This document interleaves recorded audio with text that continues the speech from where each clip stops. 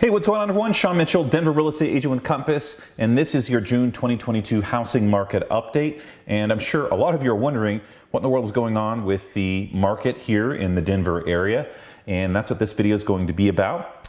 First, I'm going to start off by covering the days on market.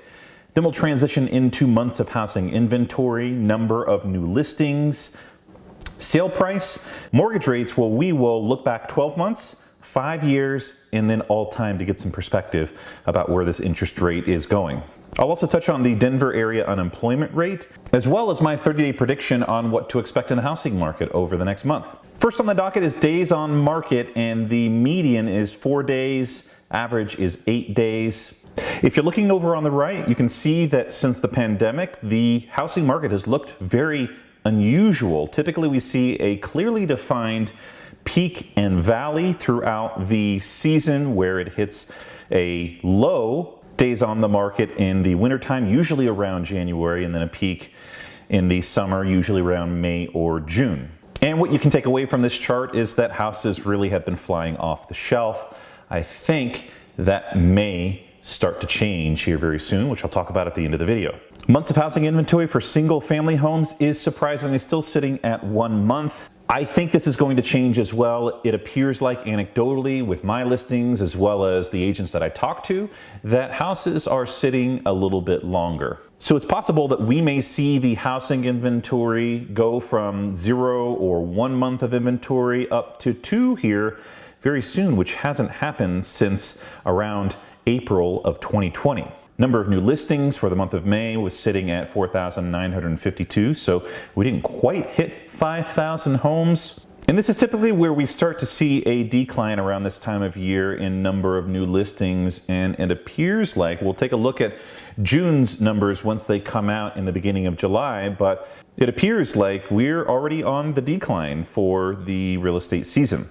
Median sale price is $668,000, and the average is just a hair under $800,000, sitting at $799,290. What do the mortgage rates look like? Well, they've continued to go up, to my surprise. They had come down slightly last month, which was giving me the indication that they were possibly stabilizing, but over the last couple of weeks, that has gone up to 5.81 for the 30-year fixed, 4.92 for the 15-year fixed, and 4.41 for the 5/1 adjustable.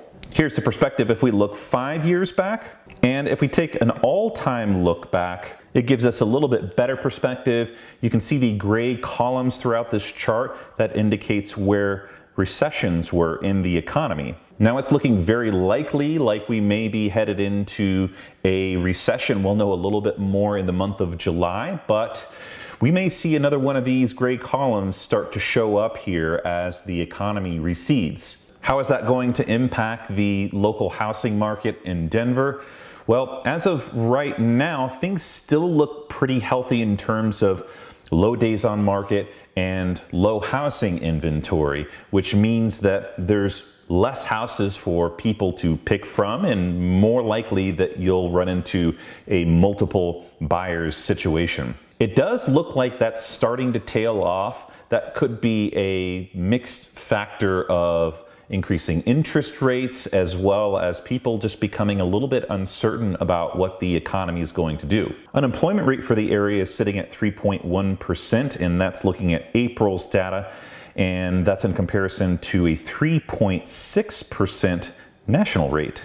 What's my 30-day prediction for the Denver housing market? Well, this is traditionally where we start to see new inventory go on the market recede a little bit, so people are putting less houses on the market. However, I do expect for the current inventory to sit a little bit longer. That will probably benefit buyers, because that means that if houses are sitting a little bit longer, house prices will probably drop a little bit too. Let's definitely keep an eye on that for the month of July.